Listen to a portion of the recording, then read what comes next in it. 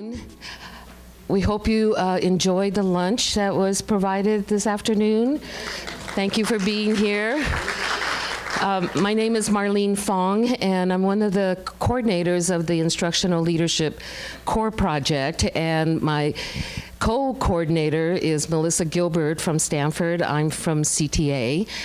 So we absorb a lot of the planning and the work that is being undertaken by this project. And we also have a team of people who have been working for all of last year in putting together this project. So the team is composed of CTA staff from the Instruction and Professional Development Department.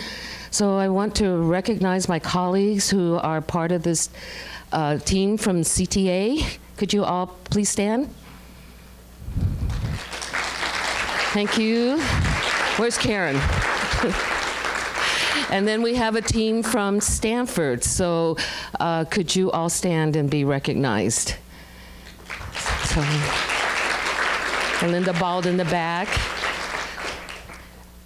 So we felt that in order for this project to be successful is to bring those of you who have decision-making authority in helping our ILC project to be successful, and those are our union presidents, the site principals, and the superintendents from the districts where there are ILC members.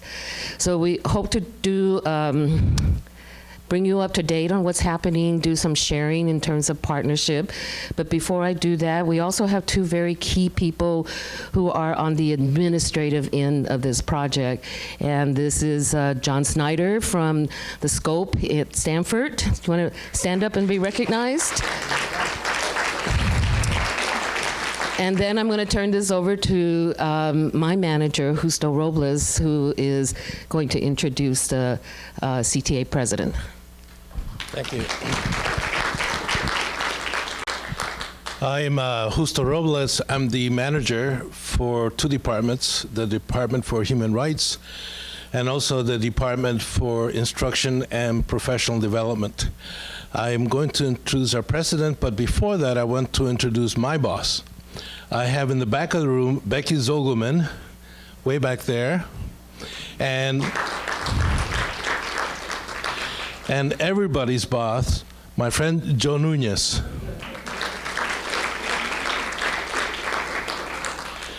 All right, I'll make a couple of comments. I'll start by saying that, in my view, and this is how I'll close, we're living in the era of subsidiarity and partnership. I learned a new word last year, the first ones. And all of you have been living with that. I want to basically summarize that last year was our first year of the ILC. And we accomplished many, many things, and you'll hear some of that throughout the day today. I want to also make a point that it is important that we move forward in the way of developing partnership. The fact of the matter is, whether or not you appreciate this or recognize it, the whole world is watching. It has been said that when California sneezes, the rest of the country gets the flu. And in fact, there is a lot of interest across the country and certainly in the world for what we're doing, again, with this sort of partnership. Leadership is really important. Every survey indicates that the single most important variable that a teacher will consider to move to a hard-to-staff school is a good principal. A good principal sets the tone, communicates priorities, inspires action, and functions as a catalyst. That's why you're here, because you in turn, in your responsibilities from the district office, there are over 80 of you here and over 50 online. This is being transmitted live online. You are here because the success of a project like this turns on your commitment and on your support. And that's why Eric is here. He's our president. Like many of you, he is the person that is talked about from Andy Hargraves, Michael Fullen, Carl Glickman, and Thomas Sargiovanni. He has a vision. He has a vision of teachers that are empowered and teachers that are committed to education. And as David Coleman, the president of the College Board, has said, teachers that are engaged in productive practice. And relevant to this meeting today and going forward to the success of the program that started last year, will continue through this year and on through next, is the concept of partnership, which is central to Eric's vision for the union, the California Teachers Association, and for success of education in California. I am pleased to introduce to you my friend and our president, Eric Heins.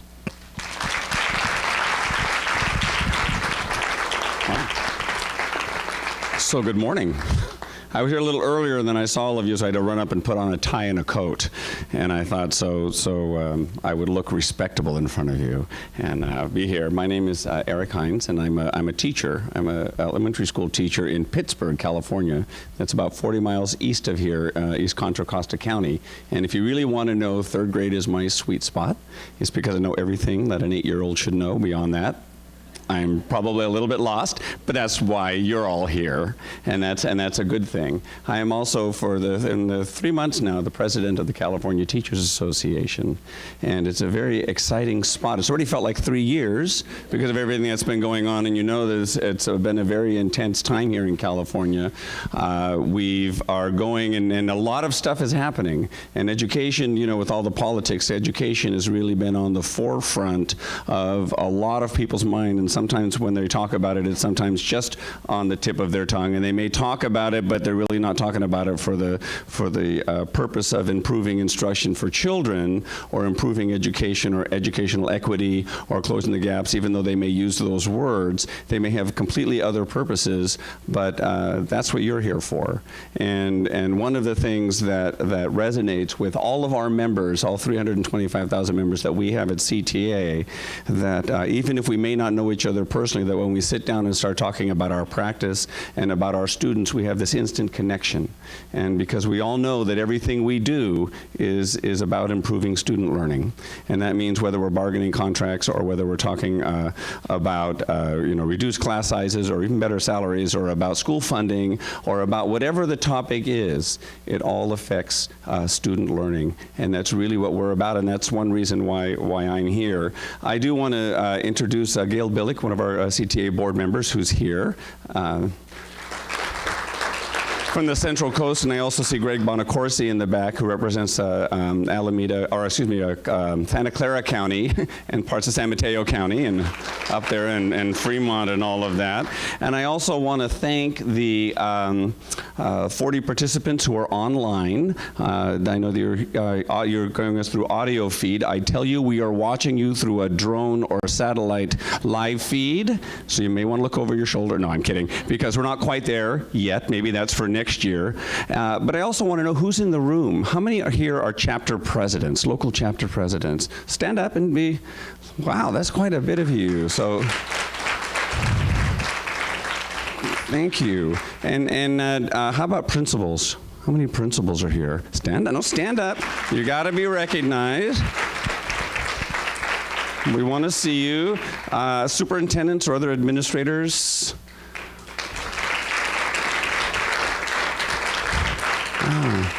And ILC members, who are here to doing the word, the ILC. So look around the room. I mean, that's kind of amazing. I talk about our members a lot, about the connection we have.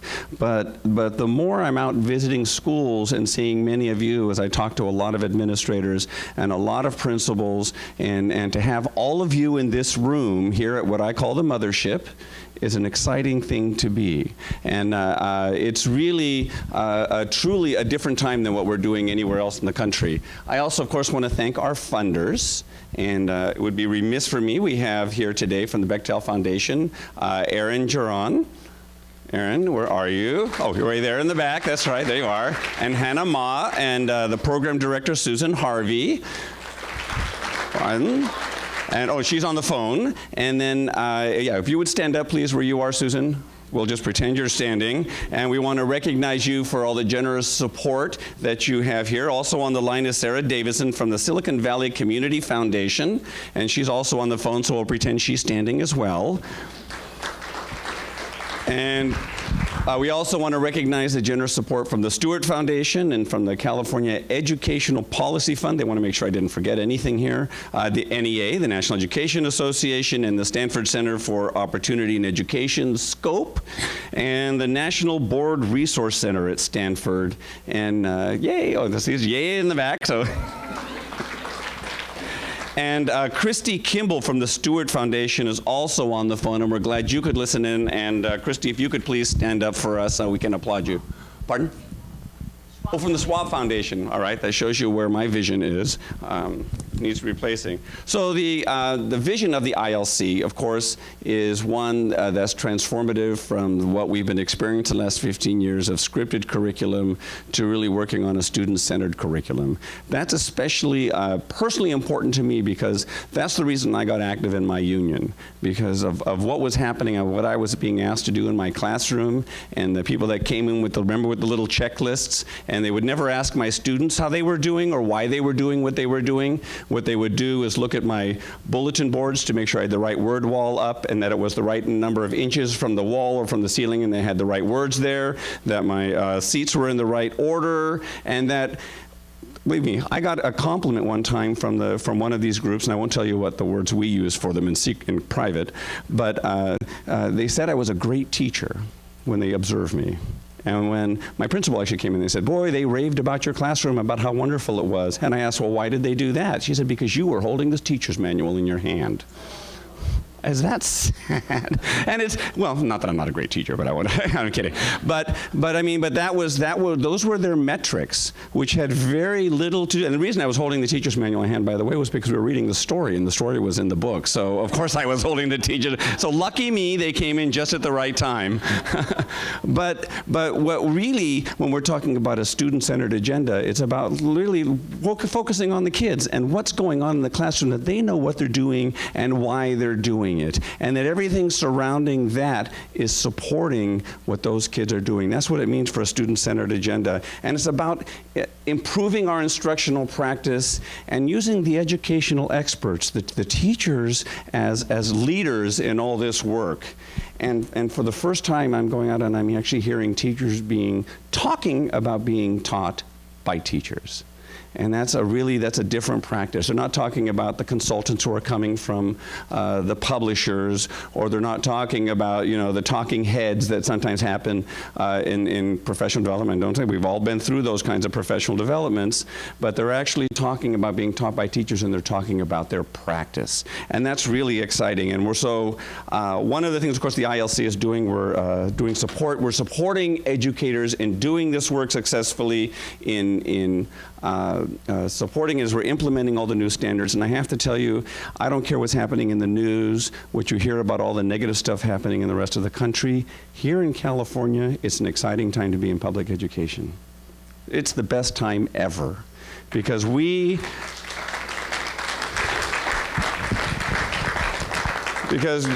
in the rest of the country, you know, you all could hear all the drama that's going on there. But here we have the tools, we have the local control funding formula and the LCAPs, which give the communities in the schools, the educators and the administration and the community together the opportunity to decide what the priorities are right for their schools. And for the people who actually know the names of the students they're teaching, it doesn't get more exciting than that. And we're also in a very a sweet spot in education here, because everything is in flux and everything is changing, and we've got a couple of years to get it right. And so I don't want to put any pressure on you, but the ILC is one of the leading edges of making this work the right way, the correct way in making it work for our students. And when we do that and we get it correctly, we can send a tsunami back to the East Coast and have the rest of the country follow our lead, and there's nothing better than that. The 4 domains for curriculum and instruction that the ILC is built around, of course, is student knowledge of students, content-rich activities, instruction and pedagogy, and claims and assessment. And I think all of the ILC, the trainings and all of the professional development are built around those 4 domains. And so I asked them when I talked how much time I got, if I got like an hour or an hour and a half. They said 5 minutes, and I think I've probably used up all that time. So I just want, you can see this, how the ILC is continuing to grow in building capacity. We have about 184 members our first year out doing trainings. They have reached out to more than 10,500 teachers in their classrooms and in their local districts. I think the goal is the first, we have like, I think 100 new members and 20 additional school administrators. And thank you for AXA for doing with us with that.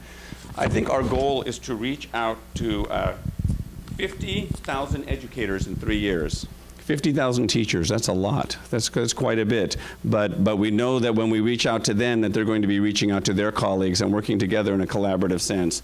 So I want to thank you again for being here, for taking the time in all our roles to work together and have a different conversation about education in a new way, in our California way. And thank you for making a difference for the 9 million students that we serve in California from pre-K through graduate school. And enjoy the rest of your afternoon.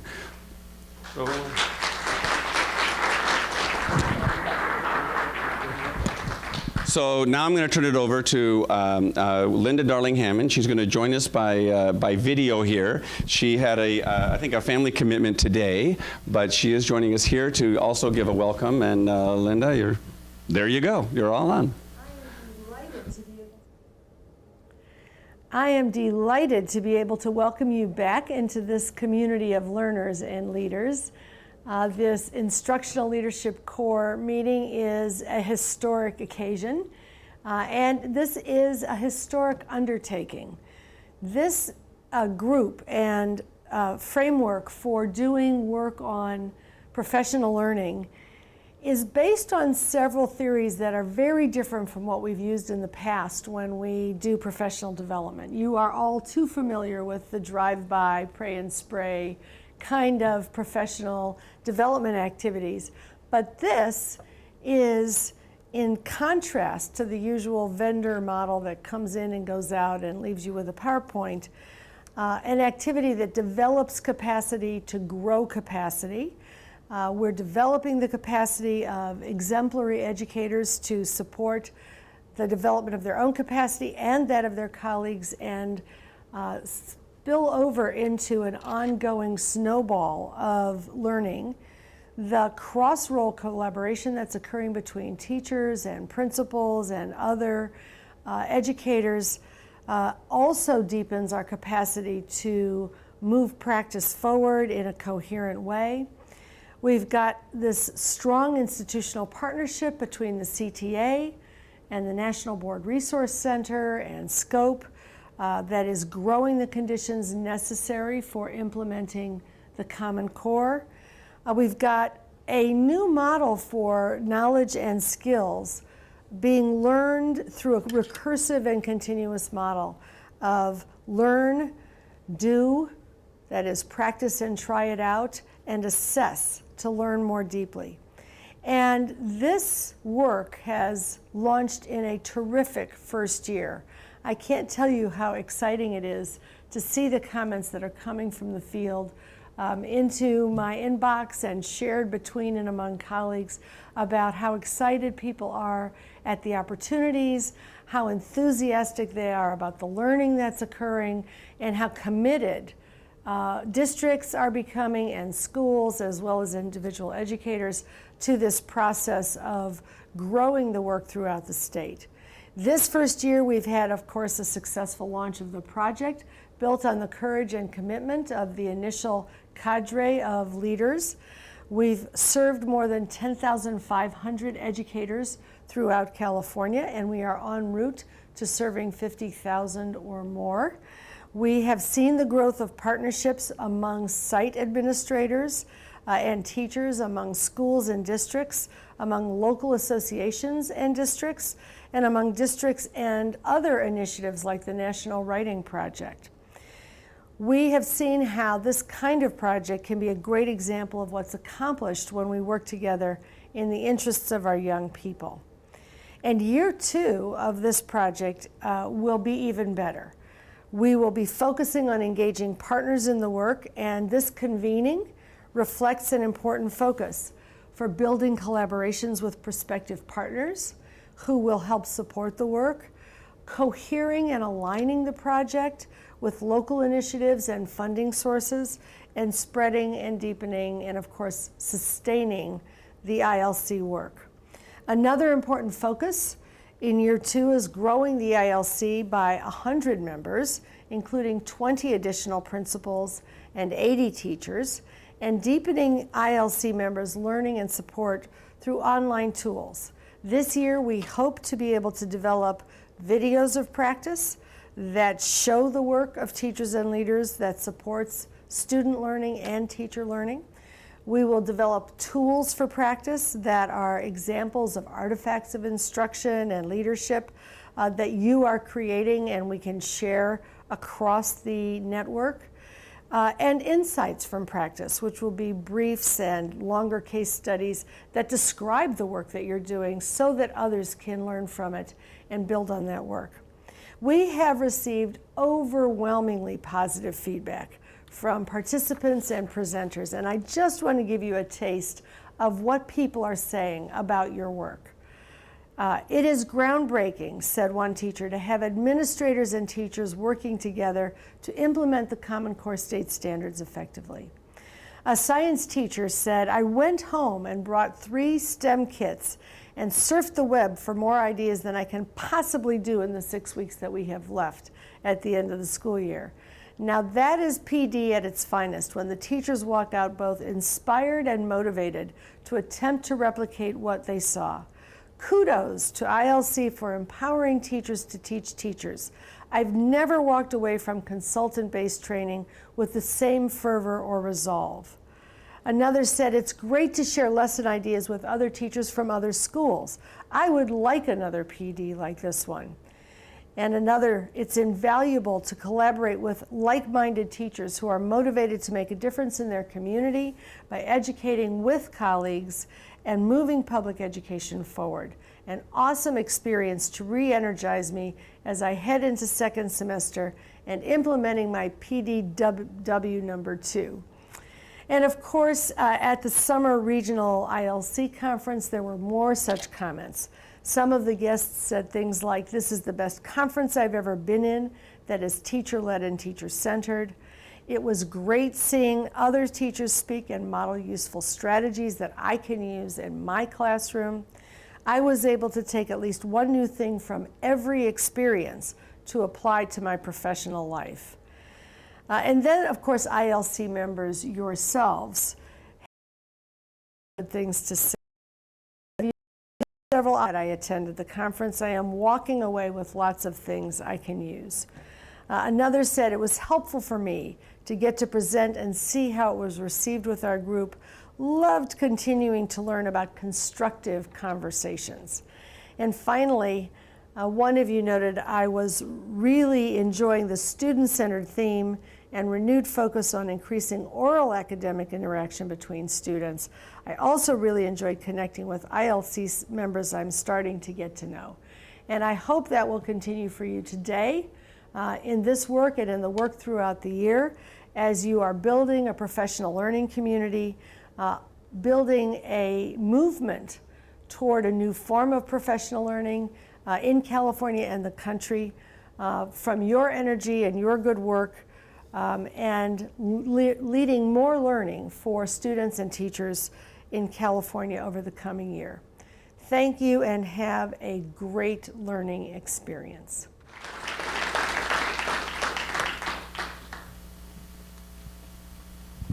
All right, I'm going to turn it over to Anne, who's going to, my colleague Anne Jackwith from the from Scope, who's going to talk about this next phase of our time together. Thanks, Melissa. So as Linda just said, we're going to be learning more about the Instructional Leadership Corps and the new forms of learning that are going on. And it gives me tremendous pleasure to introduce the next part of today's meeting, which is a series of roundtables that we have organized. And this, you're going to be invited to sit in on several of these conversations, and I'll tell you the details in just a minute. But what is so exciting about this is that you're going to actually hear from these Instructional Leadership Corps members and their partner or their partners that they're working with about how the Instructional Leadership Corps project is helping districts, schools, regions actually move forward the goals and priorities that each local area has for high quality enactment of the California standards. And that's very exciting, because what you'll notice as you move from table to table is that while there are some strong similarities regarding the principles that Eric and Linda have talked about, you'll also notice differences as each project has organized itself to fit the particular needs in the particular context in which it resides. So, our goal for your participation in these roundtables is twofold. It's one, that you continue to develop your understanding of what the Instructional Leadership Corps is. And second, that you increase your understanding of how the Instructional Leadership Corps can help you in whatever role you have, in whatever organization you are from, to actually partner with the Instructional Leadership Corps or to deepen that partnership to improve the quality of teaching and learning for all of our children. Okay? So with that, I would like to invite you to open up your folder. There is a blue sheet in that folder that Melissa is holding up. It's on the right-hand side. And it has a list of 6 roundtable groups. You will have an opportunity to sit in 3 different roundtables over the course of the next 45 minutes to an hour. And you can skim down and you will see that these roundtables come from all over the state. They represent partnerships in all of their different forms. ILC members, along with local union presidents, with district office folks. There's a wide variety because these partnerships take lots of different shapes. And in a couple minutes, we're actually gonna move around into tables, and I'll give that direction. But I wanted to make just sort of a couple of housekeeping things. One is to let you know that there'll be a facilitator at each table, and the project participants have planned a few remarks to let you know a little bit about their project, and then there's going to be time for conversation, and the facilitator there will guide you all through it. And then at the 15-minute time mark, we will invite folks to get up and move to another roundtable, okay? You will learn something from each of the roundtables, and of course you're invited to go to whichever ones feel sort of make the most sense for you. But I would also encourage you, if there are roundtables that aren't super populated, just move there so that everyone has a chance to, you can hear and talk and participate. Right, don't go sit by yourself. So let's see, with that, I think I've covered everything. So what we would like to do is, on the tables are the names of the roundtables. So for instance, Washington is in the corner over here, and someone was holding up, which one have you got? Yeah, and Santa Rosa is in the back there. So we would like to invite those groups who are actually presenting at those to make their way to your assigned table, and then the rest of the participants can go ahead and organize yourselves at the table that you'd like to start out at first, knowing that you'll have an opportunity to go to 2 other tables. We might. I don't know. And if you need to push 2 tables together, go ahead and do that so there's plenty of space.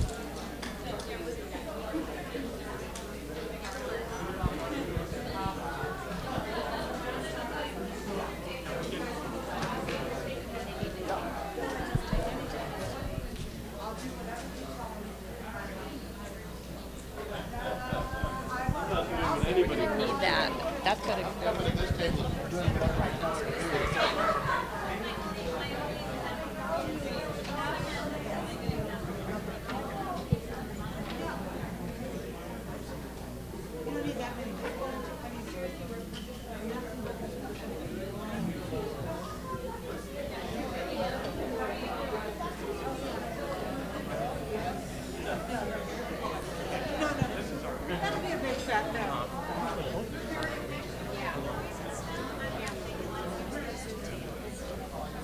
So we can get away from you guys. Yeah. All right. Thanks. All right. So where? Are you going to sit here and stay? Yeah. Because we're going to move that. All right, Sally. All right, Sally. Okay, so if we're going to be filmed, where do we need to be? Or does it even matter? Can you be in one of these? These 2 seats? Okay.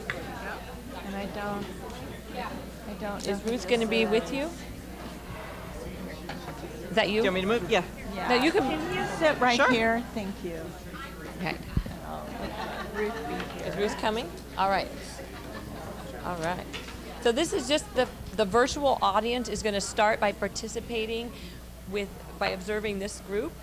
And so that's why the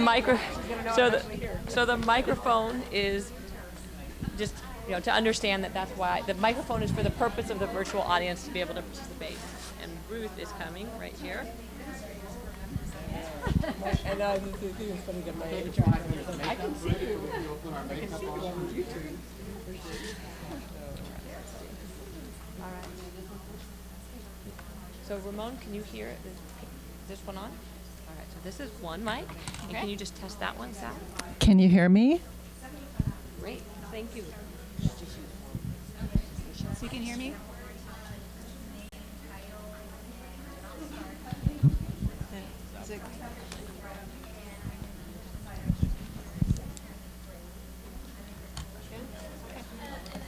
All right. Well, hi, my name is Ruth Moore, and I am an 8th grade English and history teacher at Santa Rosa Middle School in Santa Rosa. And I am a member of an ILC team that includes an assistant superintendent, Diane Kitamura, who could not be here today, myself, and our new member, Sally Bimrose, who's a retired principal. She'll tell you about herself in a second. And we were part of kind of a groundbreaking effort last year to use a cross-role leadership team to facilitate experiences for people from different perspectives. So what we did is we partnered and brought together teachers, principals, and district personnel into the same leadership training. So within the ILC work that you've heard about, many people are teachers providing training, professional development workshop experiences for teachers, but there were 24 of us who were trained as site-based leaders. And so we were providing a different kind of workshop experience, and it was about supporting the kinds of leadership shifts that people might want to make in order to support implementation of Common Core. Within our particular context, we made a decision to bring together people who had not been brought together before. So we brought together, again, teachers, principals, and district personnel into the same workshop space, and we gave them the same training and gave them opportunities to develop new kinds of conversations. So I thought this was particularly powerful because in our district in the last 10 years or so, under No Child Left Behind, with the sort of punitive consequences associated with program improvement, I would say that the atmosphere in our district had become somewhat distrustful and hierarchical in nature and sort of top-down managerial. And what that created was not sort of fruitful collaborative partnerships between teachers and principals and district personnel, but some distrust. So there was a moment in our training that I think was particularly powerful, where we realized that this was the culture we had come from, but that we had an opportunity with new policy and with new standards to sort of take a step in a new direction and start to try to build a different culture in our context. And my assistant superintendent actually stopped the room and said, I think we need to pause right now because this feels like a moment of healing, which sounds like kind of a new agey word to use in an educational environment, but it was real and it was true that our district, I think, is in the process of healing from a little bit of a, toxic is a strong word, but an atmosphere, again, which did not lend itself to partnering creatively and building the kind of capacity that is talked about in that wonderful book, Professional Capital, where people are really collaborating with each other. So that's what we did. We had a 2-part workshop in our district, and we got enough positive response that we grew it to the county level. So we then partnered with the county and provided a 2-part workshop, opened it up to people beyond our district. We got lots of positive response, and this year we're planning 2 series of 2 professional workshops with the county. So we've sort of grown from using our district resources to growing to the county level. So I think that part is going real well. And Sally's going to speak a little bit from her perspective. So last year, I was the high school principal for Pioneer High School in Santa Rosa, and my involvement in the ILC was that I was a participant.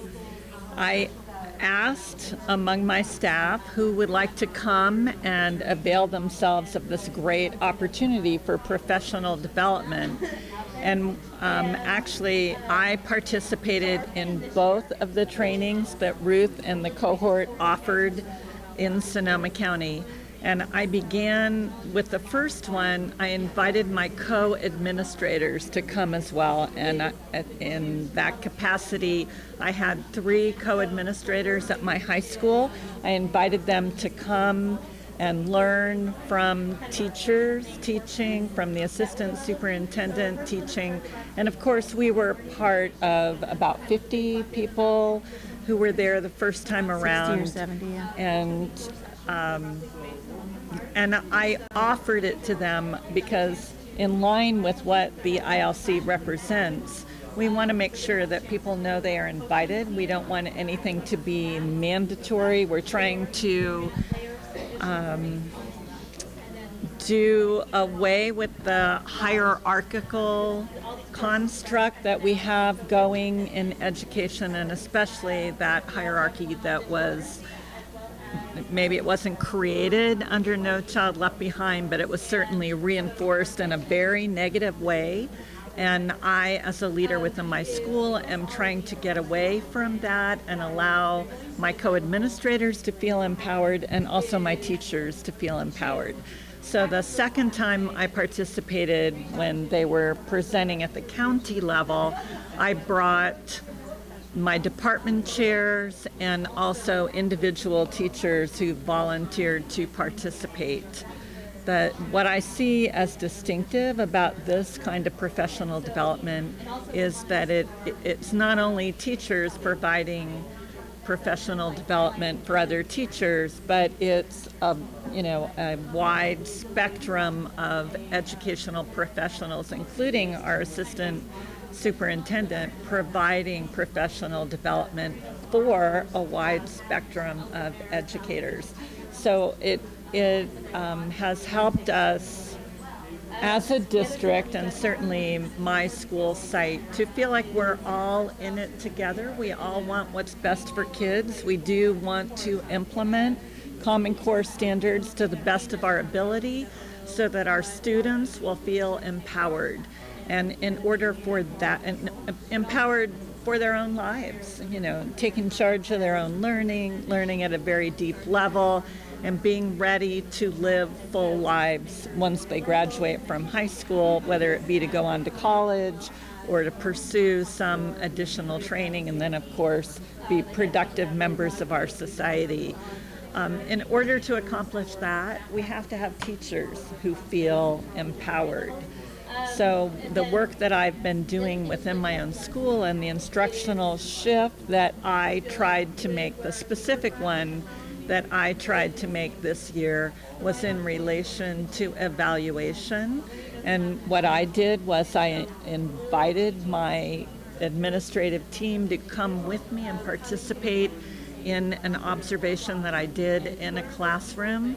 The other members of the team took notes, and of course I got the teacher's permission to have all 4 of us in the room at the same time. But we all took notes on the observation, and then we debriefed collectively, the 4 of us, and I had a follow-up meeting with the teacher who was taking notes of that conversation. They gave me feedback, so I assured him they're not here to judge you. They're here to judge, well, I hope it wasn't about judging, but to give me feedback about my work with teachers, because that was my goal, to enhance my work with teachers and to help them feel empowered to do their best work. So I even asked him, do you want to be in the room when they give me my feedback? And he did. So he stayed, and I thought that was important because I didn't want him to think I pulled a bait and switch and that suddenly we were all talking about him. They really were talking about me, and they gave me feedback, and I believe that inviting the teacher to participate in this allowed the teacher to see that my goal for myself is to be a learner. So I'm hoping that I am at the same time underscoring the learning that he is doing. So I'm just giving you that as a specific example. That's certainly not the expectation of the ILC that anybody make that specific shift, but it is important to be thinking in terms of leadership shifts that empower those with whom we are working. Yeah, so I think Sally's is a specific example of a member response of one of our workshops. And I think the power, again, of our cross-role partnership was that we were able to utilize all the resources at our disposal from multiple levels. So our district assistant superintendent was able to find a space for our trainings, was able to work together with our CTA president to use Common Core funding to pay teachers to participate. We had credibility from a number of different levels, so it created a lot of buy-in. So that's our particular model for our context, and I think at this point there's an opportunity for you all to talk to each other. Is that right, John? Or ask questions? Mm-hmm.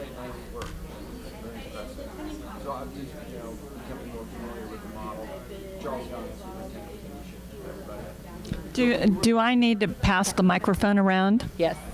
Yeah, and you can share here to be able to respond. That'll work. Great. So as I'm looking at your framework here, I'm just wondering what did you observe in these circles? Which one of these you were talking about shifts, where the greatest shifts had to take place, or did take place, or were most challenging? The 4 domains right. Was part of our theoretical background to sort of prompt conversations about what people might consider in their particular context. I don't know, Charles, that I could generalize about a particular one of those domains that was the most challenging, but I would say it could, the full range, but I think beyond the particulars of those 4 domains, that the power was to prompt a new kind of conversation. One that was a little bit more open-ended, and one that was part of all of us becoming more equal members of an adult learning community. So we really we contemplated the bigger picture of what would it take to create a really positive, forward-moving adult learning environment within which we would then tackle those things. So, yeah. Thanks. No, I'm just I appreciate that the framework there for how do you have these adult professional learning conversations. But then when you go through these areas, I'm just wondering, as you went through it was instructional pedagogy where we got stuck, or that was the big ahas. I was just curious about that. But you're still working through that. Sally, thank you. pretty research on what it takes to create a great adult learning environment and what dynamics operate in a school context that can create a forward-moving learning environment. So we did have some great resources from Scope that we incorporated into a PowerPoint that we then tried to translate to our particular context and make user-friendly for our teachers and our principals and our county, district personnel. So I think the content is really strong, and then Sally can talk about Just to be clear, if on the circle slide that Eric showed, you've got instructional shifts, which is part of this work, but the project also realizes that there are going to be leaderships that will be necessary to create the conditions that make it more likely for teachers to be able to enact these. And your focus is more on the leadership shifts than any particular instructional shifts. Right. And actually, what I was trying to convey to both my administrative team and also my teachers is that they are leaders. I believe they need to believe in themselves and see their role in that way so that they can be as effective as possible with other teachers and, as a consequence of that, be much more effective with kids. I truly believe that if we as educators keep in mind that we are learners first and foremost, then we will continue to convey that to our students, and that will empower them to do what they need to do to learn the most they can. And we did notice a little bit of surprise of the teachers who had been invited into that space in the capacity of leaders. A lot of the teachers looked a little surprised and confused, like, are you sure we're in the right space? I'm not sure that we're leaders. And we had to reassure them, no, you definitely have the ability to grow into that kind of capacity within where you are. And again, we were sort of breaking down a former model. So, other questions? I'm Marisa Hansen from San Jose. I had a question on how did you do the workshops? Were they at the school sites or were they at a central location? Were they monthly? How many did you have? Because we did one in my district last year, and I hosted it at my office because the teacher that was involved was on leave, so we didn't really know how to incorporate him. But this year he's back from leave, so I need some ideas on how to implement the workshops. Right, and that's where we benefited from having access to our district assistant superintendent who was able to obtain a space for us. We used Sally's High School multipurpose room the first time around for 2 workshops, and then the second time we were at the county, so in one of their professional development training rooms. So I think we definitely benefited from having that level of networking capacity. Does that make sense? All right. And one thing that we might not have mentioned is we also wanted to honor the work of teachers. So teachers were paid to attend the workshop. And that money came from the LCFF funding. Testing. Is this the right one? Our assistant Testing. superintendent is the one who made sure Over that here? happened. Can they hear me? I think it's invaluable. Testing. I mean, we all know Can you that hear me? money makes the world go round. Money allows people to feel honored for the work that they're doing. We figured out where one mic is. All right, let's see. It's time to transition. So we're figuring out microphones with the virtual and the present, but it is time to rotate to another roundtable session. I hope so. Thank you.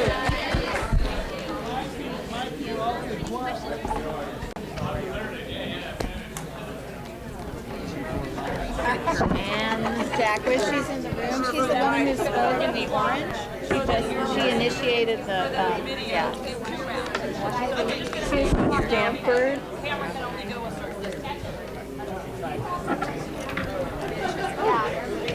Sorry about that, Sonny. I still stay in the same room. All right, we're going to take these. It was Santa Rosa, and then it became much, so this is Santa Rosa's going to move over here. Oh, I got it. Sorry about that. I believe. Turn them all down. Okay. Good to know. This is, they're both on. All right. All right. You all have 2 mics for the table. So one. Go. Which side? Okay. All right. if you see Dr. Claire, please a little shout out. We are a big fan of Dr. Claire's as well. Can you hear this one? Is it okay? All right, thanks. When we speak, guys, make sure you get the mic. Speak. Is it this one or that? Both.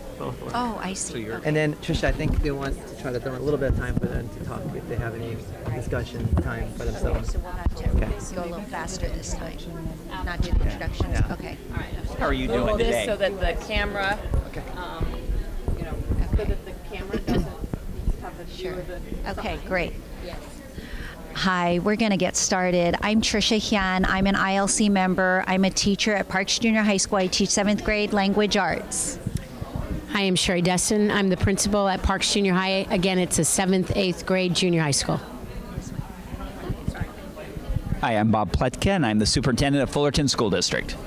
And I'm Kristen Montoya. I'm president of the Teachers Association. And my name is Jason Chong. I'm a Tech TOSA for the Fullerton School District and ILC member as well. Great. We thought we would start with 3 pillars today to wrap up everything that Jason and I as ILC members have done in the last 2 years. We came up with 3 words: trust, vision, and time. First, I'm going to start with the trust. When Jason and I became ILC members, one of the first things that we knew that we had to do, we needed teachers to teach to, okay? So we had instructional shifts that we had learned about, and we needed to present the instructional shifts to approximately 100 to 150 teachers. Now, where are we going to get these teachers? And which teachers are the ones who are going to want to come and watch us present?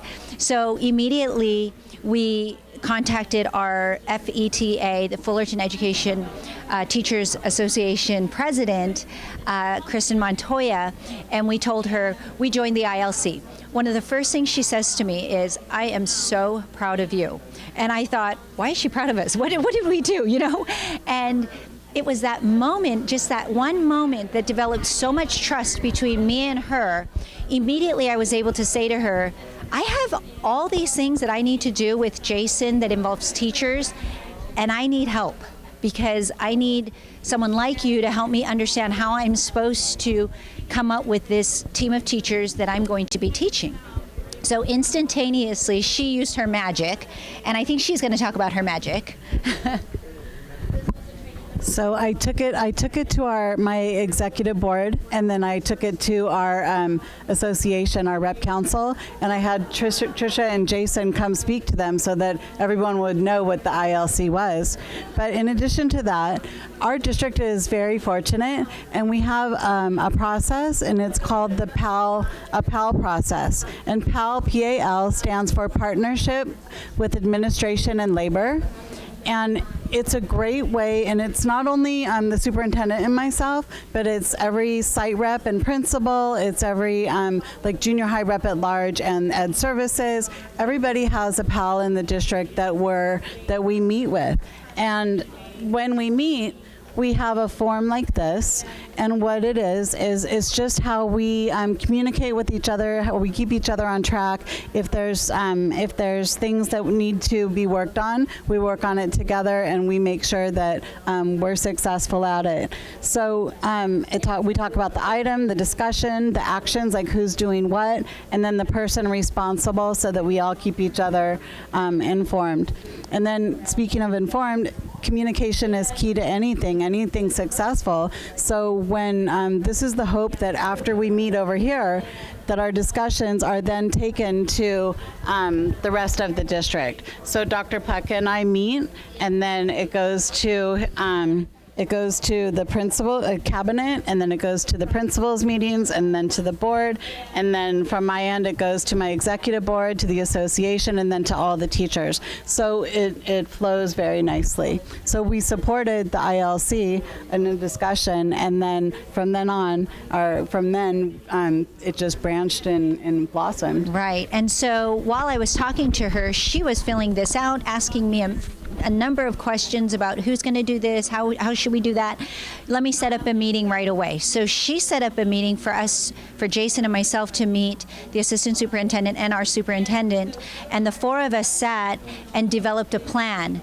They were generous enough to offer first of all, their time. Second, their vision. They had their own vision of PD and professional development that we call, in our district, we call it I-coaching. They immediately practically made it a hybrid where Jason and I were able to go to those meetings and present there. So, for example, the I-Coach is approximately 150 teachers in our district get together, and the district provides professional development. But Jason and I got to present our professional development, our instructional shifts within that first 20 to 30 minutes. Then we had the scope the frame actually, conference. On top of that, so Yes. When we first started ILC, most members were mentioning it's hard to find people to present to, and it's hard to go out. They're going out to Riverside, they're going to other places just to find opportunities to speak. For a good partnership here was great because we didn't have to find anything. It was so in sync with what the district already had envisioned that when we had the I-Coaching or the district PD frame conference that we had this past where a whole district comes, and we were able to bring other ILC members into our program and share knowledge and teach other teachers. We did it last year and this year. They have district site level every month Wednesdays that we can go to different sites and present. So we never had a lack of opportunities. We were overabundant opportunities. We got our numbers easily. Right. So that was actually a very helpful thing, that if the district partnered in with the vision in line, it should be like that. I think that's where ILC can be more successful, is when we are in line, where it doesn't have to be an additional program. It's all in sync already.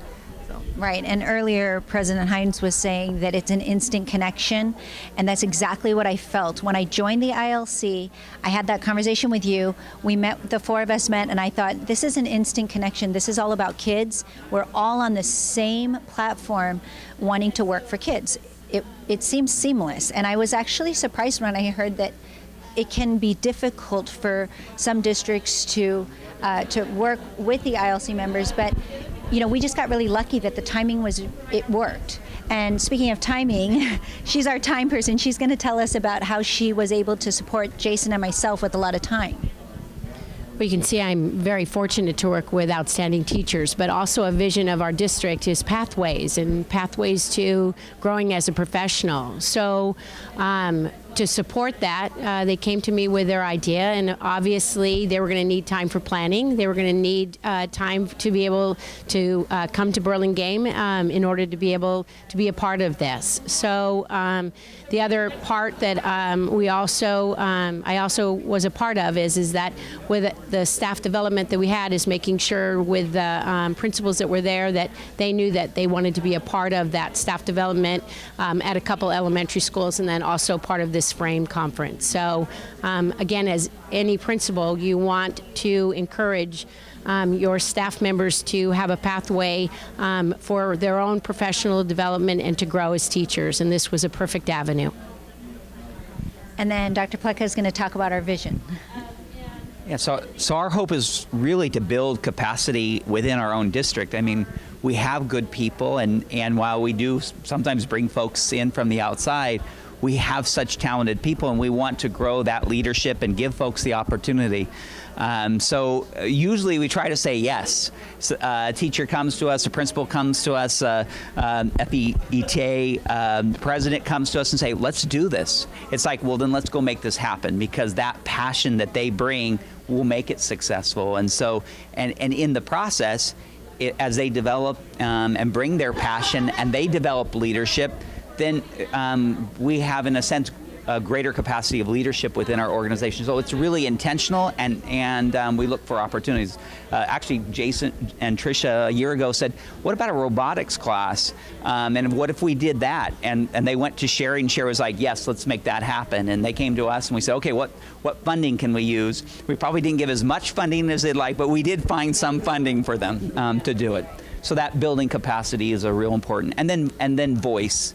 It's really important that everybody has a voice, and that voice comes from a lens and a perspective that can make the organization better. So, I mean, I happen to have worked a lot with Jason and Tricia, and so I knew their hard work and knew what they were capable.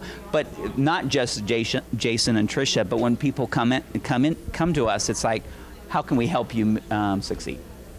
And that was like huge, because a lot of times there's a yeah but, or we'll consider, it's always been yes. And so coming with that kind of culture already is amazing. When I hear my other coworkers sometimes, or not coworkers, co-friends that teach in other districts, and sometimes it's like, yeah, but this, and then there's always a yeah, but to not make things move forward. And our superintendent has very good vision, a lot of things that is always moving forward, and it's always a yes. We'll make it work no matter what. So I'm really appreciative to be able to work in that kind of culture, and so that was really huge. But I think they also wanted us to kind of ask if you guys wanted to kind of talk with your elbow partners on how you might take this to take some of the approaches or ideas to include into your own ILC work or respect to your own organizations. So there was a little small group time they want us to do, but more than that, I guess if there's any questions as well, as you guys think about it, we can kind of maybe help out. Do you guys have any questions? Or concerns, or? I guess I have the same question I had in the previous one is how do you do the workshops? Do you do workshops at the school sites? Do you do them at the district office? How many did you do last year? How many are you planning this year? Okay. Some of the workshops were done at the district office main building where they can hold 150 teachers. Then one of the workshops we tried to do at school, because that's an instant 35 teachers at we call them Professional Development Wednesdays. The kids go home early. We have about an hour, and she gave us time there. Did we do anywhere else? So yeah, every school site has an NPR that holds at least about 100 people. So every school site we can hit once a month, and so the principals are all on board. They're very open to any kind of PD that will help further on pedagogy or strategies. We have the frame conference like we mentioned earlier. The whole district comes to that, like almost like a Q conference feel. And we had like 35 presenters or 40 rooms at one site, and everyone's there going rooms by room, going on 4 or 5 sessions, hour long. And we had that like once a year.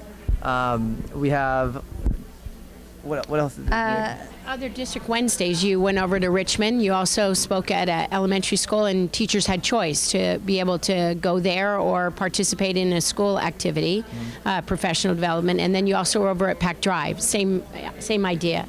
So there were several opportunities for them. And it just came down to partnerships. It would not have worked the way that it did, and it would not have been as successful as it was without the partnership. Because so often, like, when district has agenda, it's like they have to get through theirs, and like we have to kind of find our own time. On top of that, they were very generous and be able to say, no, we'll fit you in here. You'll be part of it as one strand or an additional strand. So it wasn't ever, hold on, like we'll find one for you. It's always been whatever we're doing. Here's another vision. You want to be part of it? Yes. And so that was very helpful. So one of the things that a couple of ILC members did, we called Cal State Fullerton and asked them for some space. So 20 ILC members will be at Cal State Fullerton presenting this Saturday. 250 teachers have already signed up for this. And Jason and I presented at this one last year. Last year there were probably about 150 teachers. Yeah. Kristen Montoya came, thank you very much. And it's just all about the support. When I was at this event last year as an ILC member, for me to see Kristen there, and I know she was there for the greater efforts of the ILC, but I felt very honored to have her there supporting me and Jason. Yeah, and that one actually connects a lot of ILC members together within our region. So Region 4, we had like Orange County, Fullerton, Anaheim, Buena Park. We were just like, all right, let's host it, let's do one. And Cal State Fullerton's always been generous about partnering with whatever we do. So there was a lot of opportunities, but it's much more easier to go forward to do something like this when you are in conjunction with districts that supports it, right, rather than always just going on our solo missions, trying to find our own thing. It's always been nice. Right. Do you have other questions? Robert Sheffield, Center for the Future of Teaching and Learning at West Ed. I see you have a number of topics here. Which of these topics drew the greatest interest from your colleagues?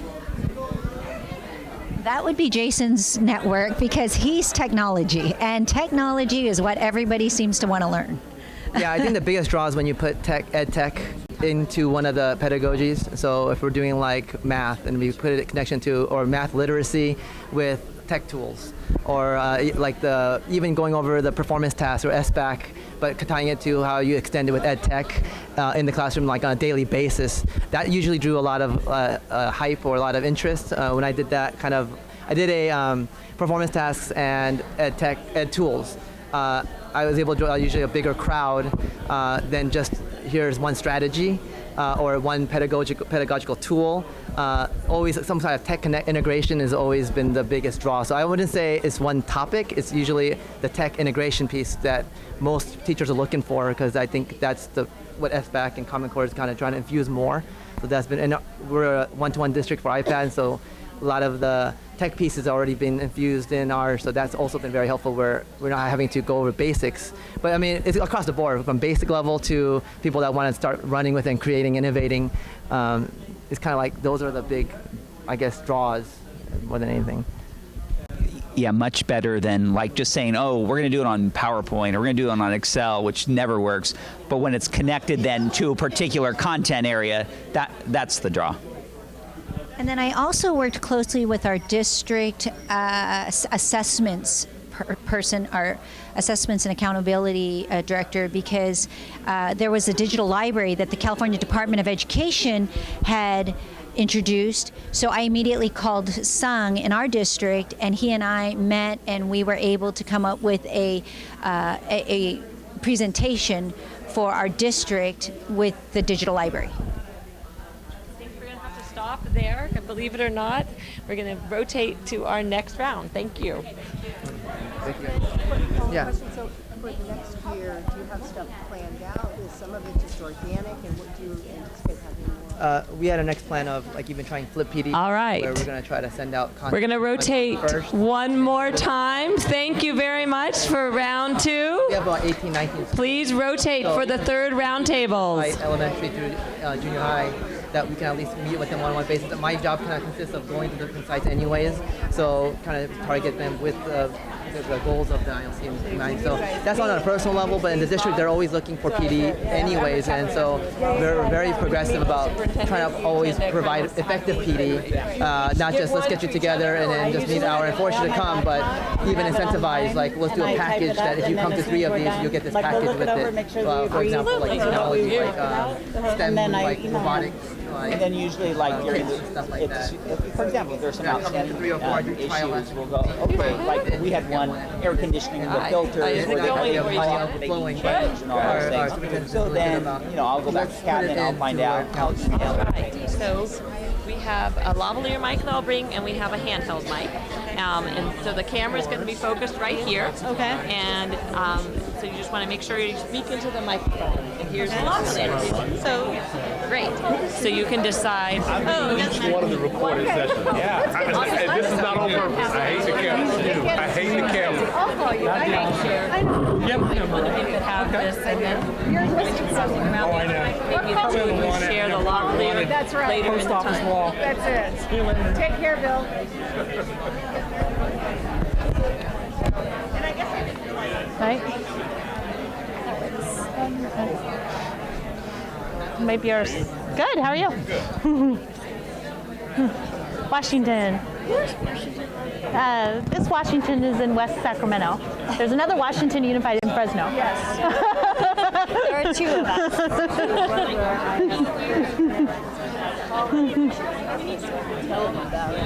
I guess I should make that. Once you hear this, Joan, you're going to want to tell them about it. Yeah.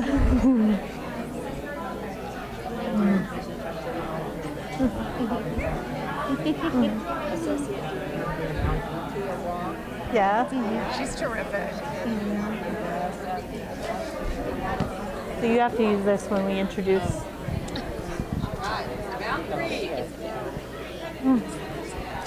We'll turn it on at the appropriate time. I think we're supposed to. Are we good? Yeah? Okay. You say go ahead. Go. Okay. Ready? Okay. Thanks for coming over to the table. I just wanted to take a minute and introduce our 2 presenters from Washington School District. And Joan just asked, where is Washington? It's in West Sacramento, over the river from the real Sacramento. Yeah. The other Sacramento. But Melissa Oliver and Kimberly Harrison are from the district. They're both ILC members, teacher and administrator team, although they came on at separate times, which they'll tell you about. And they really are talking today about technology integration. So with that, I am going to turn it over to you. And you're mic'd up. I'm mic'd. So our ILC story started last year. I was a year one member. Our first PDW, I focused on NGSS with another partner, and I just didn't feel like it met our teachers' needs. It wasn't really what they wanted, wasn't what they wanted. And so I reached out to Kim, and then we held a PD Day on May 2nd. It was a Saturday. We got funding to pay teachers on a per diem rate and focused on technology. And what that allowed us to do is really zoom out from just Common Core or NGSS or even the ELD standards, because technology focuses on all of those. And as a result, it kind of cross-cuts grade levels, subject areas. It's applicable to everybody. And so this was the first Saturday training that we've held in our district in a really long time, and 42 teachers attended, and it was a huge success. We had it was 6 hours keynote. We had rotations with the teachers. We had local businesses had supported and provided us breakfast, and it was very well received by teachers. And the next month, based on kind of the success of this, the ELD department reached out to us, and they were doing a day-long PD following the last day of school, and they're like, hey, can you present something on technology? And so we did something on authentic language production, using how you can use technology to do that. And again, this was very well received. We were one of 3 presenters and the only internal presenters. Everyone else came from outside of our district. And one of the things that's been really helpful since we zoomed out and we weren't anchored by Common Core, NGSS, or ELD, was attaching it to the 21st century framework. So we're focusing on communication, collaboration, and those skills, and that's been really helpful. Our most successful partnership so far, I think, has been working with our C&I department. On August 12th, we had a teacher university. It's the first time we've done that as a district. It was a teacher PD day, totally voluntary before the start of school, and there was 12 different sessions for all our teachers to pick from. We were doing 2 of those, and yet 76% of the teachers who attended our sessions. And it was literally like a Black Friday sale. It was the most amazing thing. I wish we had video, because our superintendent gave opening remarks in the gym, and then teachers were like, okay, find your session. And we're walking towards our session, and teachers start walking, and they start walking faster, and then they literally started sprinting to go to our PD. So that was a message of, we're meeting the needs of our teachers. This is what they want. And they didn't leave. They didn't sprint out. So that's always a good sign. And some further partnerships that we're fostering and working on is our local CTA. So we're presenting at a Yolo County ILC conference upcoming in October. We're also partnering with our induction program to provide this training with our new teachers as well as our support providers. And I've also been contacted by Sacramento County's Office of Ed and their induction program to provide some training as well to their new teachers. And we're both frequent presenters at both local, regional, and national conferences around technology and tech integration. And so that helps also kind of spread the message, and hopefully will gain us even more partnerships in the future. And so our plan this year, we've kind of refined it, because one of the lessons learned last year was I didn't really feel that the 2-part PDW was really, I wanted more. So what we're doing this year is cohort-based professional development. And so we've got these 3 different courses. Again, they're all grounded around 21st century skills. And one of them started last week, promoting learning innovation using Google Drive. And so our teachers met for 90 minutes. They learned a new skill. And our focus was on communication, collaboration within that, and got a chance to practice it.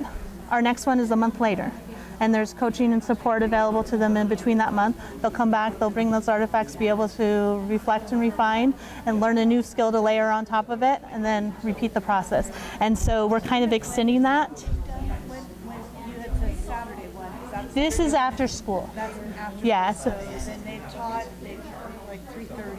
Yeah, it's 2:30 to 5. Got it. So it's a 90-minute.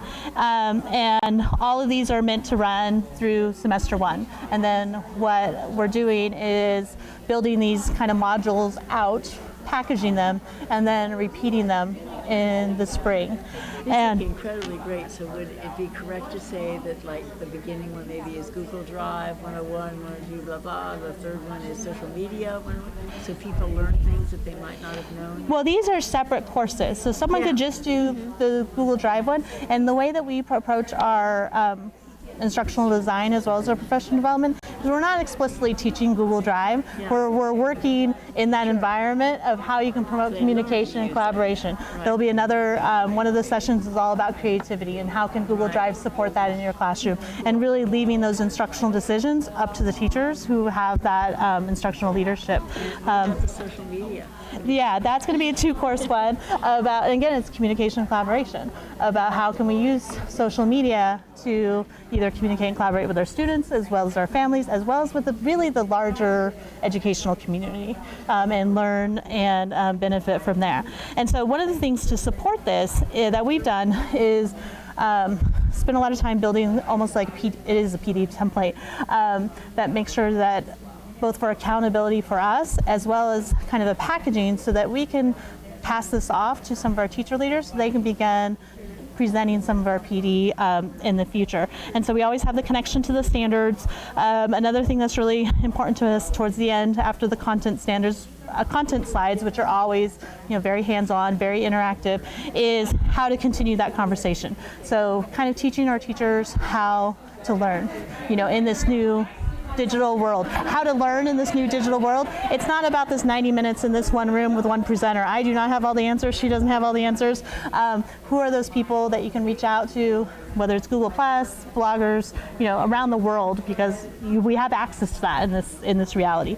As well as, opportunities for coaching and support, and then we model our own digital citizenship by providing attribution, copyright, etc.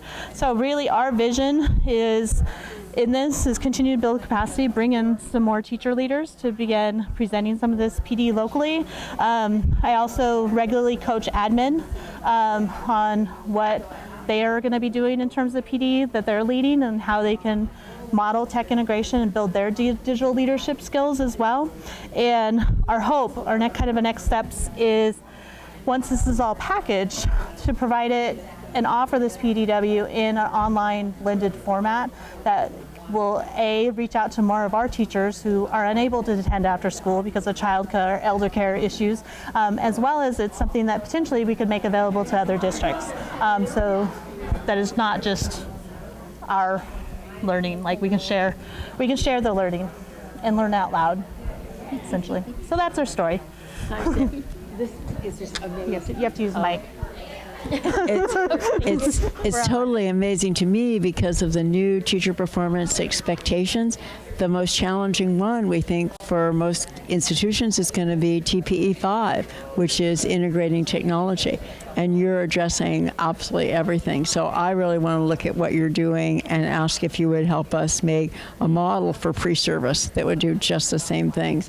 I love the way you're using the tools in those functional ways that will make people proficient with them. It's kind of teaching technology by teaching through technology. Yeah. It's really great. Thank you. Other questions or comments, ideas that you'd like to share? Yeah. So, did you have anybody? I mean, when you switched to the 21st century skills, did just interest go up because of that, or did you have to talk to people more about that, or? I think it was the technology that increased the interest. I feel like we're building kind of the knowledge around the 21st century skills, because I think one of the things that I always bring up is, we throw around that term that is 21st century skills and everyone thinks 4 Cs, and it's so much broader than that. Right. And so it's more about the 21st century framework, and so it is part of, we say communication, collaboration, how is it defined? And this framework really helps define that, and I think that's been eye-opening for teachers. Right. To do that. And then what did you do for digital citizenship? What kind of support materials? what we're using for digital citizenship is the Common Sense Media, just because, kind of to put all of this in context, we just rolled out Wi-Fi about a month ago across our district. We are rolling out one-to-one devices, which our pilot rolled out in April of last year at spring break. And so we had about 5 weeks in the classroom, and our pilot is 43 teachers. And they are anywhere from first grade up through high school. We didn't target a particular school site or grade level. We went with our early adopters, who was most excited and wanted to be a part of it. Within that pilot, they had to apply. We didn't just automatically select them. They had to have a plan of how they were going to collaborate and what their vision was with technology integration in the classroom. This year, starting this school year, we have those same, each of those 43 teachers were sharing carts. This year they each have their own cart. And what we've seen in the last 5 weeks of school, based upon a lot of professional development with that cohort, which kind of lends us to that cohort model, is they have a real strong basic foundation, and it's not about the technology. It's about, when we talk about collaboration, where does that exist within your content standards? Where does that exist in our ELD standards? How do we want our EL students collaborating, or our special ed students collaborating? Everybody collaborates, and let's take a look at your standards and unpack them through the lens of collaboration. And this is a tool, or here are some tools within the context of your classroom of how to make that happen. We're both teachers at heart, and it's all about good teaching and how technology supports that, and what's best for kids. So that is kind of our focus. And our vision is, what do we want our classrooms to look like? And we want a 21st century classroom, and the 21st century classroom is not about devices.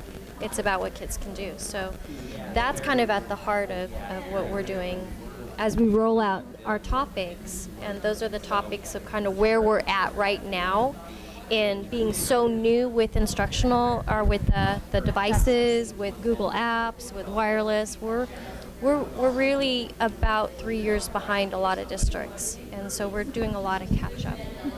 So I really feel you all have a great model. And the question that I have in mind right now is, if I were a teacher or an administrator and I was concerned about getting my kids ready for the tech requirements of the SBAC, can you give me specific examples of what may come through that training that can give me some assurance that I would be able to leave out of that training being able to help my students to meet those expectations too? Yeah, because we've heard that from particularly some of our administrators. They're like, we want the kids in the computer lab and we want them doing this typing for 30 minutes. And kind of our approach is not that's bad, but if kids are regularly using the technology on a daily basis in a very authentic way, because going into typing.com, it's a very low-level task and it's not very engaging.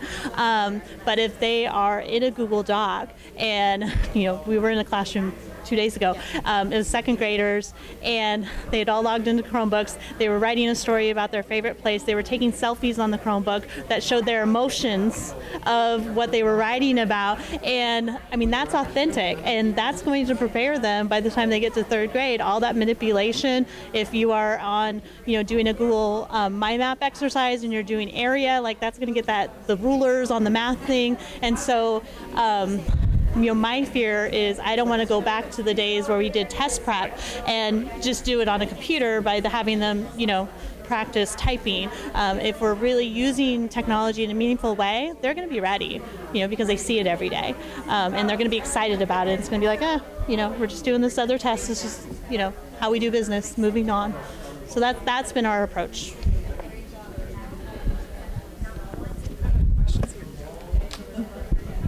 Now, you mentioned that between sessions, there are opportunities for coaching, for collaboration. Is that formal, or how is that structured? We're in the process of developing that. We just hired a technology TOSA who's going to start on Monday, who's going to be a great support in this area to both support our pilot teachers as well as teachers in our PD.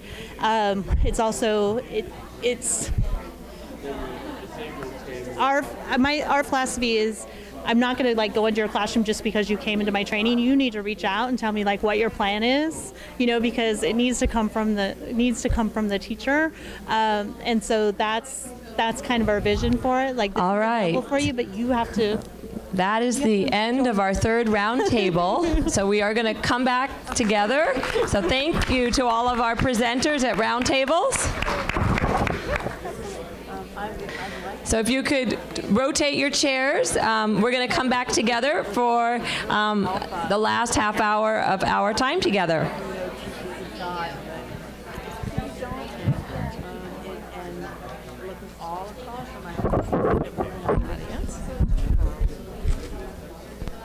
Have her use the lavalier? Yeah, sure. Use the lavalier.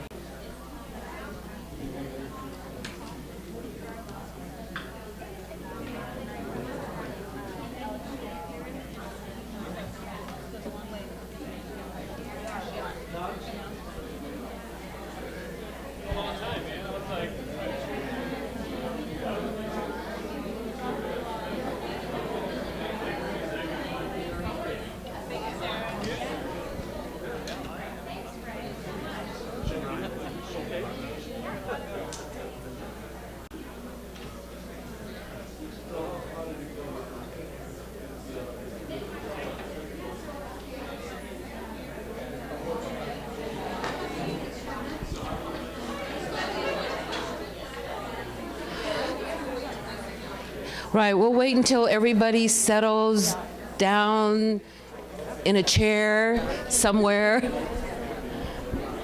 then someone had also asked about the CSU Fullerton event, so I sent them that information. So we do have a virtual audience who may have, they have some questions, so we're going to start with them first. So from the virtual audience, there were a couple of questions, and Karen, do you want to start with that? Okay, so this question came from Centralia. How do we get the district on board to partner with our ILC members? It's a great question. So one of my suggestions was the start of that could just be facilitating a meeting to talk about the project principles, to talk about the project, what the members have been doing throughout the past year, and look to see how you can align your goals and work together. So that's something we've done in Region 4. And then the other question was, how do we find out more about the CSU Fullerton event this Saturday? For those who are down south. So, do you want to answer that? Yeah. Well, if they need it, they can email me, ktaylor@cta.org, and I will send that to them. Okay, so just for those of you who are Northern Californians, about the Fullerton event, this is the second conference that a group of ILC members from Orange County, Riverside, San Bernardino, and even LA County had gotten together and sponsored a conference where teachers were teaching teachers. It was a all-day Saturday conference. So they had about 100 teachers attend last year. They're hosting a second one this year, and their registration is up to 260 with about 7 breakout sessions with teachers, right? Fullerton?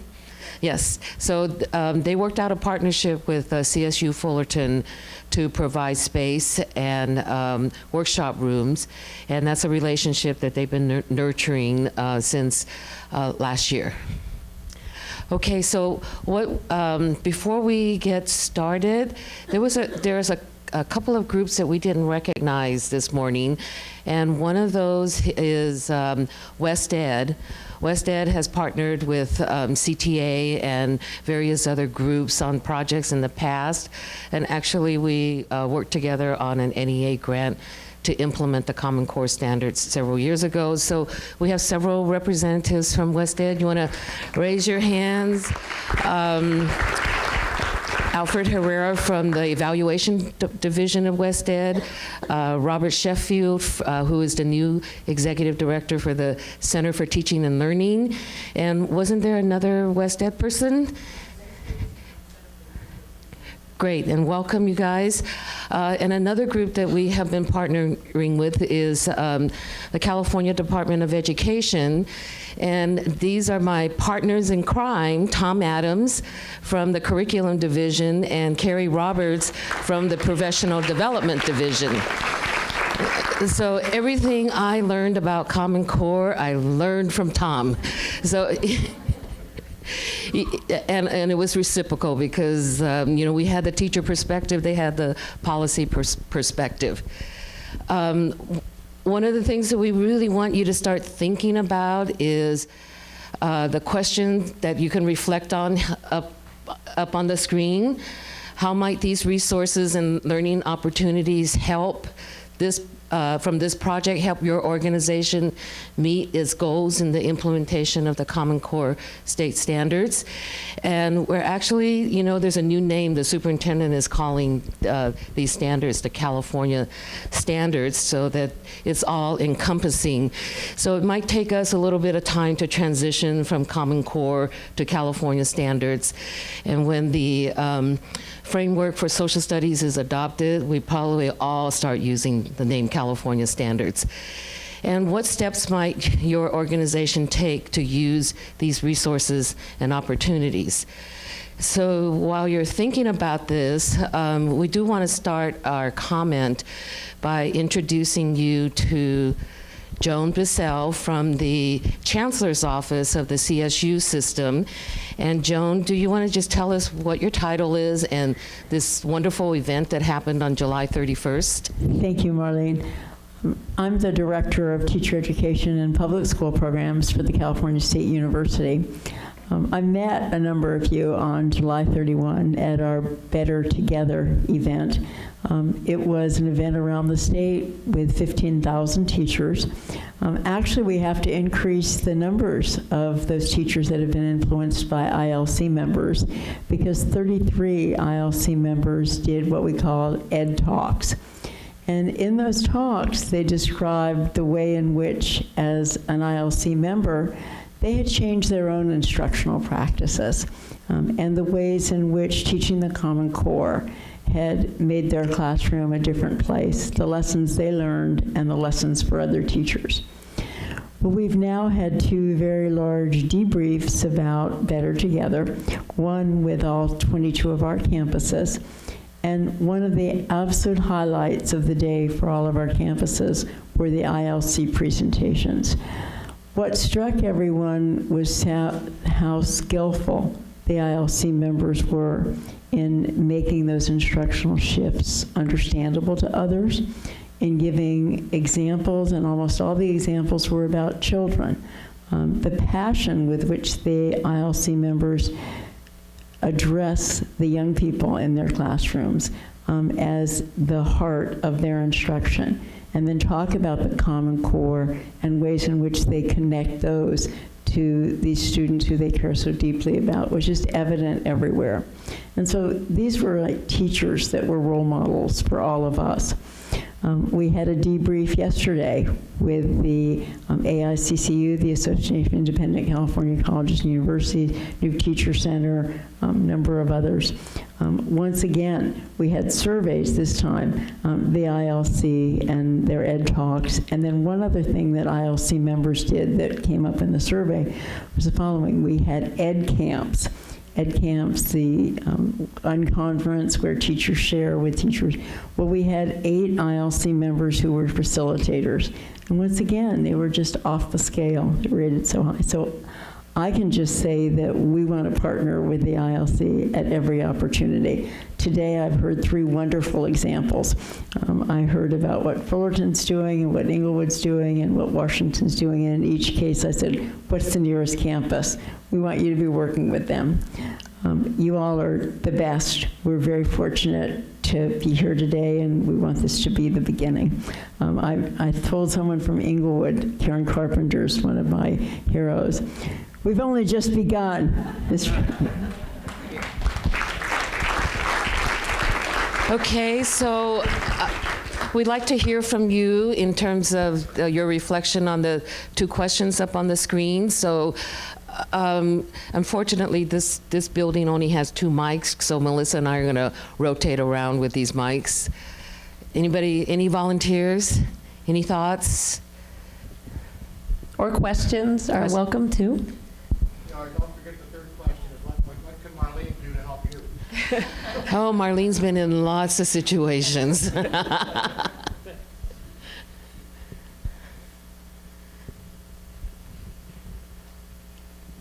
Really? And you can also do the technique of something that somebody else shared that you thought was a good idea. We could have even some of our presenters say something that they learned from the session that's going to inspire their work.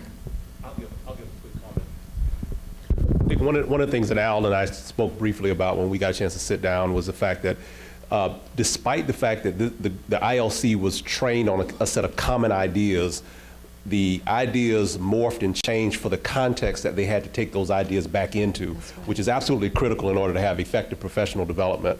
So I think that that's one of the pieces that as a state we need to begin to encourage more of that type of thinking around context and being sure that we're training teacher leaders to be able to adapt to that particular context in order for us to have greater transferability of that work back into local classrooms. So I see the ILC work as kind of being the prototypical type of work that needs to take place right now. Thank you.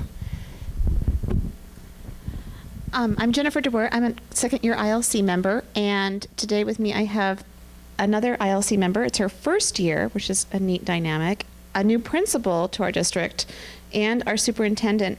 And it's funny because we met to talk about the talking points, and we had all these things we had thought about and talked about.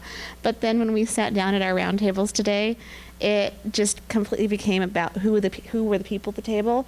And it was just a great opportunity for us to really articulate thoughts that we had that maybe we hadn't really verbalized. And a great takeaway was something that my superintendent said, Rami Muth. She said that what this is doing is this is helping us create a culture of we, which I think really just brings everything together, and that we've got the ILC members, we've got the association, we've got the district and the administrators, that just this process alone of being able to talk and share with others has helped us grow a culture of we that will move us forward. Thank you, Jennifer. Anybody else?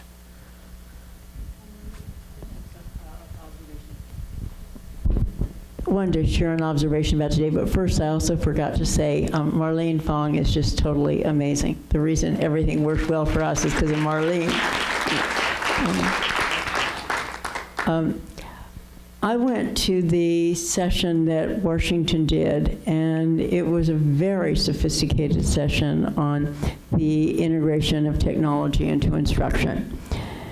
And it was perplexing insofar as we have new, what we call beginning teacher performance expectations. One of them is about the integration of instructional technology. And it's very clear that knowledge about how to do that is something that requires experience in a classroom with a lot of coaching, real expertise in what we call TPAC, technological, pedagogical, academic knowledge. And this group in Washington has an expertise in how to prepare teachers in it. As I shared with them, I'm really worried that we have, not just ours, but we have like over 50 teacher preparation institutions in the state that don't know how to do that. And so the big question for me that I ask all of you is, what can the ILC do that can help us with the areas that are the biggest challenges in preparing future teachers? Okay, are there any other comments or questions? is I do want to call your attention, if you haven't looked at the folder. We have a list of the ILC members by their expertise. It's the green sheet in your folder. So if you're looking for ILC members to provide professional development in your school districts, they're listed by school district with their preferred email addresses. So we're providing this list for you to use as a reference. And we also have a survey that we would like you to fill out before you leave. And Melissa, do you want to say some more about the survey questions and what we're planning to do with that?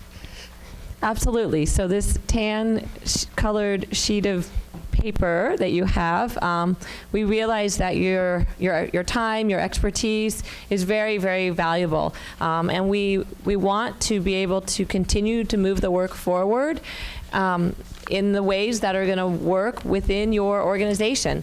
And so if you could take a few minutes and let us know who you are and what organization you're with, then answer a few questions here, we'll use that information to get back together with our coordinating team, working with our ILC members and all of the regions, so to figure out how do we continue from where we began, about a year ago, honestly, to now where we are now and moving forward. So if you could take a few minutes to share your thoughts. Those who are participating virtually, we have a link on the CTA Go site that you can participate in this survey as well. And then we'll follow up with whoever you recommend here. So if you're a superintendent and you want to share your thoughts now, and the best person for us to contact is an assistant to follow up, or someone in a certain department, please refer us to them so that we can really continue to grow this work. I'm going to take a couple minutes to do that. Sure, and then we have extra folders. So if you're going to be doing any PR with your back at your school district, with your school board, you're welcome to take the extra folders that we have. You notice we have our ILC branding now, and this came from our ILC members. So they wanted to have something that distinguished them from everything else. So we branded the ILC logo and the color scheme for them. Created business cards for them. A lot of this came from the ILC members. And I just wanted to say, what you experienced today is a little bit about what they go through when we do our Summer Institute training with them, when we do the learning from the field. There's a lot of sharing that goes on so that they each learn from each other and then see the expertise level that's in the room. So we had a lot of expertise in the room besides the ones that were conducting the roundtable.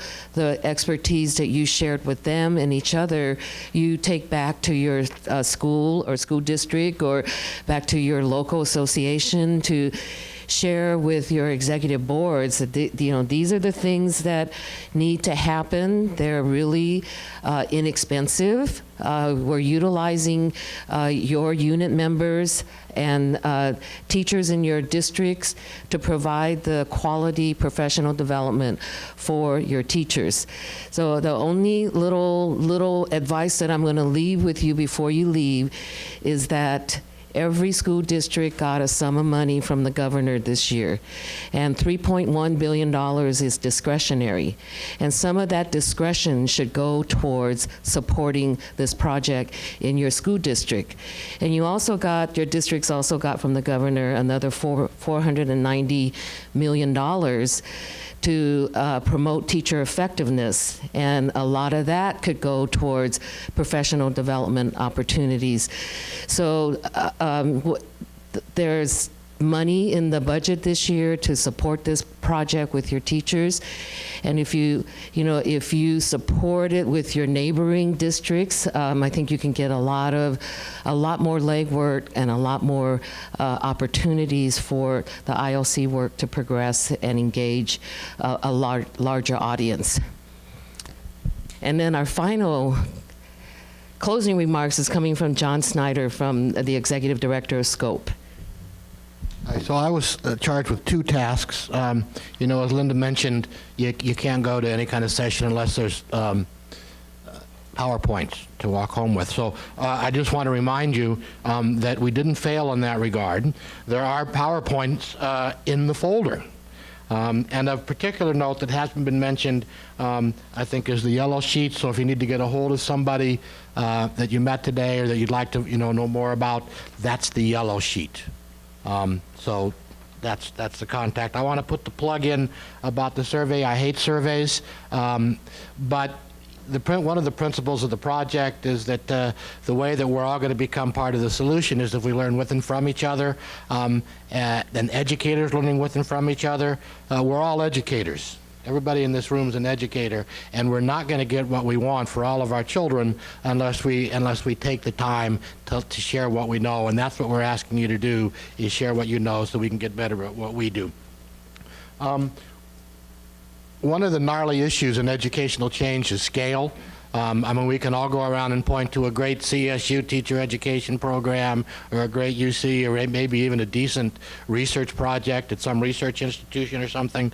But it's, how do we get that for everybody, right? And there's two components to that. One of that is about quality, because you can have access to everybody, but if it's not very good, it's not going to scale, right? Well, I mean, I think Joan hit it on the head, and you heard some of the ILC members. I'm actually not, I'm more than not worried. I'm inspired by the quality of the ILC members. And I think when you get a chance to work with them, you too will be inspired and recognize the incredible expertise that resides inside of California and that are working with our kids. But the quantity is the second piece. How do we get to the quantity that we need? Okay. How is it that every child in the state has the opportunities for learning and the communities of support that lead them to a future of their own choosing, not determined by an accident of birth, not determined by their zip code, not determined by the language that they speak?